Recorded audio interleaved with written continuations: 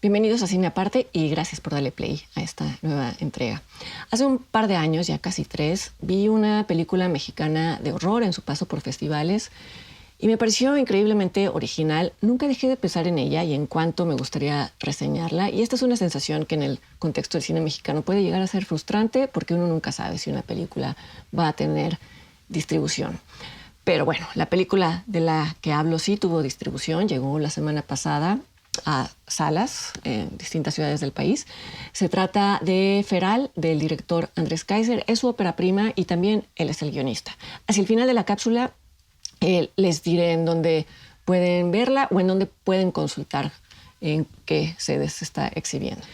Feral habla de la historia trágica de un sacerdote que se propuso criar a 3 niños ferales, que es como se conoce a los niños que por una u otra razón crecieron totalmente privados de contacto humano. Según la película, esta anécdota sucedió en una comunidad de la Sierra de Oaxaca a mediados de los años 80.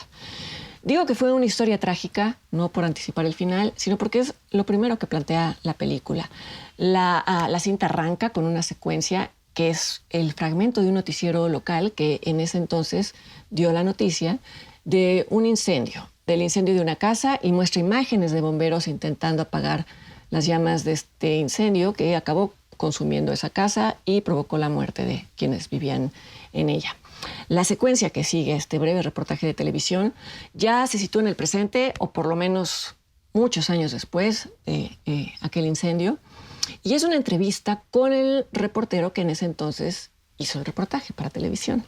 Lo vemos entrando al canal y le muestra a este hombre, a un interlocutor invisible, todo lo que grabó ese día y que ya no formó parte del reportaje final. Le muestra también un informe de la policía en donde se dice que los restos encontrados correspondían a niños de alrededor de 10 años y de un hombre al que sí se logró identificar, llamado Juan Felipe de Jesús. Y también menciona este periodista que hubo alguien más que reclamó el cuerpo de Juan Felipe.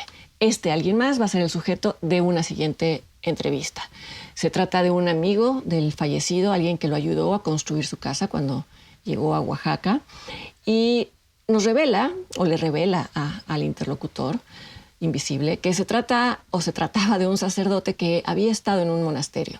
La mención de este monasterio da pie a una siguiente entrevista en donde un historiador habla de este lugar y de un experimento realizado ahí en el que un grupo de monjes benedictinos se sometieron a un experimento psicoanalítico.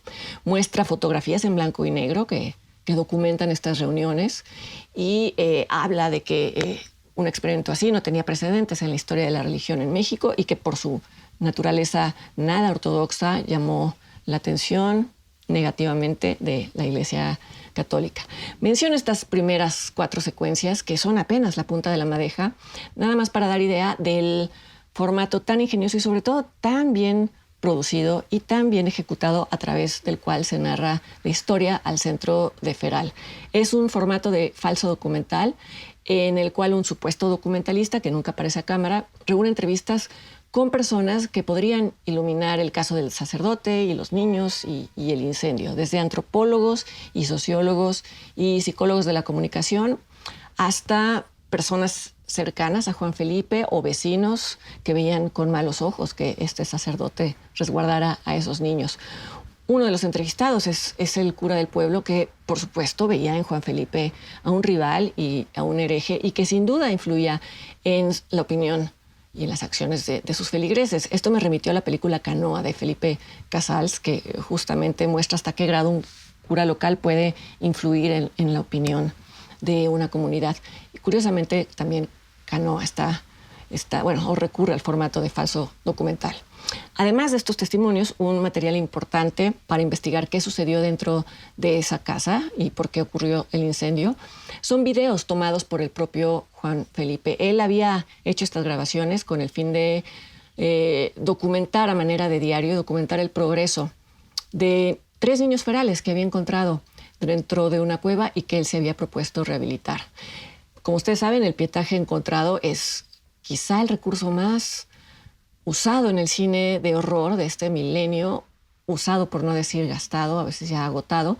Y en este sentido me gusta que Feral no abuse de él, lo usa muy poco, casi podría prescindir de este pietaje encontrado, pero claro, es necesario para ver el estado de los niños ferales en cuestión, por prejuicios que tenemos todos y que la película sabe aprovechar bien en su favor, por ejemplo, en el cartel, en el póster publicitario. Casi damos por hecho que es el estado salvaje, entre comillas, de estos niños, lo que constituye el elemento de horror de la película. Feral le da una vuelta a este presupuesto y es por eso que son tan pertinentes las entrevistas con personajes varios. Estas entrevistas dejan ver aspectos sombríos de la religión o bien de la obsesión religiosa, dejan ver qué tan fuerte puede ser la huella de los traumas infantiles, de los traumas familiares. Son entrevistas en donde se aborda el tema de la homosexualidad reprimida o de la homofobia. Se habla también de cómo los representantes de la religión organizada a veces le atribuyen a personas comunes y corrientes atributos diabólicos, y esto es peligroso, y esto también remite directamente a Canoa de Felipe Casals. Ahora, más allá de que estas entrevistas cumplan una función narrativa, son las piezas de un rompecabezas que ayudaría a resolver el misterio. Más allá de eso, sirven para mostrar que quienes nos llamamos civilizados, entre comillas, somos capaces de actuar de maneras más destructivas que los llamados humanos salvajes, también entre comillas. Como decía al inicio, lo más disfrutable de esta película, por lo menos para mí, es el rigor en la representación de las falsas entrevistas.